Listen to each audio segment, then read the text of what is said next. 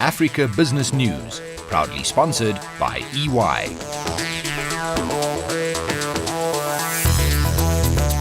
Coming up on Africa Business News, Tanzania restricts aerial link with Kenya, South Africa's troubled power utilities under the spotlight, and Nigeria gears up for Saturday's elections.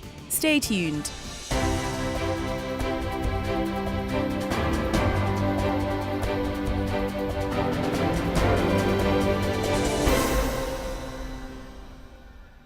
Africa, it is huge, it is diverse, and its business landscape fascinating and dynamic.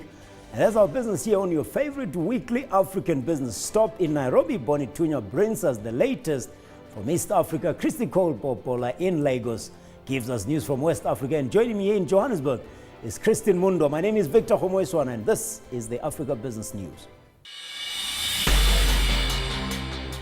Bonnie, I'm an admirer of what East African community, that is Kenya, Tanzania, Uganda, Burundi, and Rwanda, have achieved towards the creation of an integrated regional economic bloc, which will of course benefit the entire continent. But I was puzzled to read that Tanzania has stifled the aerial link between the two countries, ordering Kenya Airways to cut certain flights to Dar es Salaam. What is the latest here, and what is behind this regressive step by Tanzania? Well, yes, Victor, and this is really embarrassing. You see, hundreds of regular air travelers were caught by surprise last week when national carrier Kenya Airways announced that a drastic reduction of scheduled flights to the Julius Nyerere International Airport in Dar es Salaam had been effected. Now, in a statement, Kenya Airways management notified its customers of the reduced flight frequencies to Dar es Salaam from 42 to 14 per week, and will only fly twice daily from March 19th, without getting into specifics, only saying that the move was as a result of communications from the Tanzanian Civil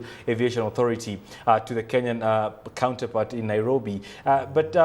Victor, on this issue of reducing flights and Kenyan carriers to the Tanzania has more to it, because it has emerged that, at least according to local observers, who are quick to mention that this was another tit for tat, because FastJet, which is a Tanzanian flight, has been going through several bureaucratic hurdles trying to get approvals to fly into Nairobi, and this has seen them struggle for months.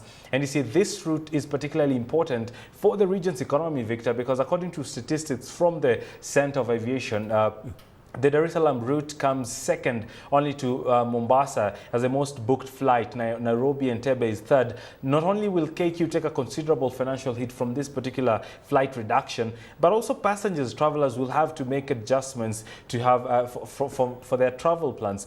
And all this is not lost, Victor. However, hope is not lost, because on Monday we had communication from the Foreign Ministry in Nairobi issuing a statement to the effect that talks were underway between them and officials in Tanzania, and that a workable solution had been reached. And KQ also issued a similar statement saying that they are working on resuming the flights. Only time will tell, Victor. Well, I would like to hear what Ed Webster of FastJet has to say about that. Nairobi may be the most intelligent city for 2 years in a row, but Rwanda has the most affordable internet. Says who?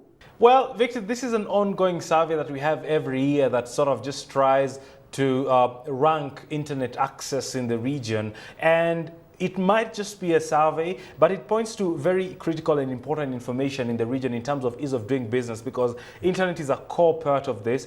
And while Rwanda has had significant advancements in terms of just enabling access to internet, Nairobi is also catching on, but also it is a huge green light to potential investors in the region, who obviously would be preferring Rwanda to any of the other regional economies. Bonnie Tunya coming to us from Nairobi. Next, Christine Mundo joining us here in Johannesburg. We're still with Africa Business News, and in our Johannesburg studio, I'm with Christine Mundo. In the week culminating in the burial of South Africa's Public Services Minister, Collins Chabane, the downgrade of Eskom was almost inevitable, considering the boardroom turbulence following a spate of outages and uncertainty regarding the financial position of Africa's largest power utility. In any language, Christine, it doesn't matter what you call it. Junk status is bad news for any organization, let alone Africa's largest power utility. What do you make of the latest development around Eskom? Certainly, and I think it's pretty much clear. I mean, Standard & Poor's cites here that, amongst other things, the fact that the utilities' operating performance is not stabilizing, the high costs and those will continue to rise on the horizon, as well as tight generation capacity margins. So these are sound reasons, and of course, the shenanigans that are happening in the boardroom, of course, only add to the uncertainty that is created around this utility. Because last week we talked about the CEO and 4 executives being suspended, but it looks like now the chairman himself, with a name like Tsotsi, is facing the axe. Yeah, we understand that board members have unanimously resolved to pass a motion of no confidence in the chairman. Now, one wonders, he had suspended these 4 executives to run an inquiry which he was going to head. What happens to that inquiry now that he's gone?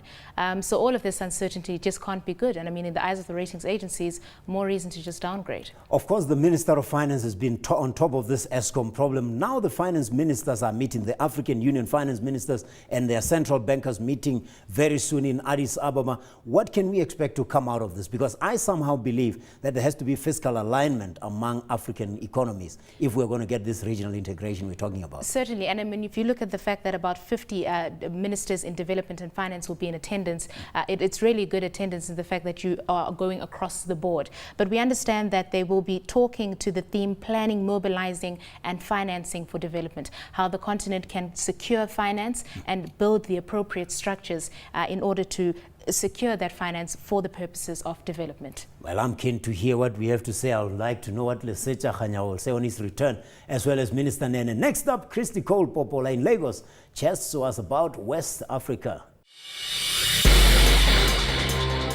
Christy Cole, it seemed a bit far off when the February 14th elections were postponed for the March 28th date. But guess what? The new date is upon us already. We hear that the latest issues included fears of election rigging, leading to conflicting ideologies on how to monitor votes. What is the position of Nigeria's constitution on this? Yes, lots of conflicting issues are coming up in the run-up to Nigeria's election, some of which have ranged from another extension of the deadline for the collection of the permanent voters' cards, without which Nigerians cannot vote. Also, the state of Nigeria's northeastern region, where Boko Haram has almost been conquered. Other issues include fears about perceived possibility of vote rigging. Now, this is where civil society groups, politicians, the Inspector General of Police, and the Independent National Electoral Commission all come in with varying opinions. Civil society groups are advising Nigerians to wait until the count of votes at their polling units. Political parties are entitled to actually having one observer each at the polling units. INEC says it has the sole responsibility of conducting and monitoring elections. And then there is a controversial statement by the Inspector General of Police, who has said Nigerians have no reason to hang around voting centers, saying each polling unit would have at least 3 police officers to protect the votes. The Constitution has obviously empowered these bodies in some way or another. Now, what must be done is that the ground rules must be laid and followed thoroughly prior to the elections to avoid clashes on election day. Well, elections or no elections, the economy roars on. The European Union is funding the ECOWAS Parliament Software Management Program. The IFC of the World Bank Group is lending money to the Guaranteed Trust Bank to boost its loan book. But tell us about the support for the Coal to Power initiative by the African Development Bank, Christy Cole. The African Development Bank has said it will give a $200 million partial risk guarantee to support coal-to-power investment in Nigeria as part of efforts to help the country diversify sources of electricity generation. Now, among other things, what is really significant about this deal is that the World Bank has allegedly repeatedly refused to give financial support to coal-to-power investments in Nigeria, insisting it is a dirty source of energy and is unhealthy to the environment. Now, the offer from the African Development Bank has been described as an African solution to an African challenge by the Nigerian Bulk Electricity Trading PLC Managing Director, that's of course Rumundaka Wonodi, who says the AFDB is supporting use of coal because it understands that Africa needs power from every source that it possibly could get it from. It is common knowledge that Nigeria still generates far much lesser power than it needs. So growing electricity generation capacity by bringing into the mix coal, wind, solar electricity sources have been very much welcomed by experts. Well, Moody's dropped Ghana Central Bank's local currency long-term deposit ratings to B3 from B2 and its foreign currency deposit ratings to CAA1 from B3. At the time when Ghana is introducing measures to stabilize its economy on the back of the IMF deal and with the Eurobond in the talks, what implications do these hold for the West African cocoa producer? Ghana's downgrade from B3 to B2 reflects an increasing debt burden, a huge fiscal imbalance and weakening of the CD, which has in fact fallen 9% this year already. Now, this is despite Ghana's February IMF deal designed to restore fiscal stability to the country. Ghana's weakening fiscal strength is reflected in the significant increase in the government's debt ratio from 54.8% in 2013 to an estimated 67.2% of the GDP in 2014. Now, the fear among analysts is that the Moody's downgrade could further push already high interest rates up and increase volatility of Ghana's local currency.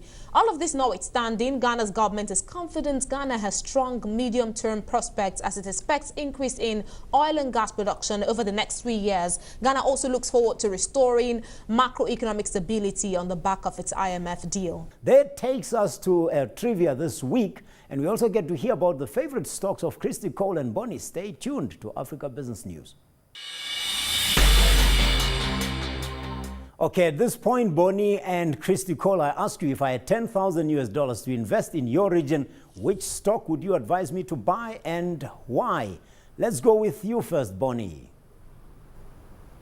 Well, Victor, this time round I'll put my money in the banking sector. I&M Bank, to be specific, has been a good counter, trading at a price of 130 shillings per share, and having risen, was actually one of the biggest gainers all of last week, going up 8.33%.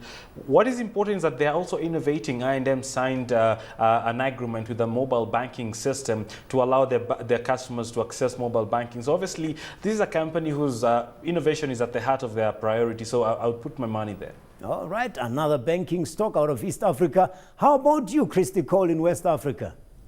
Nigerian banks are still impressively hot this results season. Diamond Bank, of course, there is also Zenith Bank. But if I wanted to go away from banking today, say I wanted to do industrials, I would most likely put my money in WAPCO, as WAPCO is not doing badly. Overall results may have appeared unimpressive, but the Nigeria results improved from last year, which and of course with recent interest in power, WAPCO looks out to gain market share as outlook is rated by analysts to be great for next year. So I definitely will not mind putting my money on there.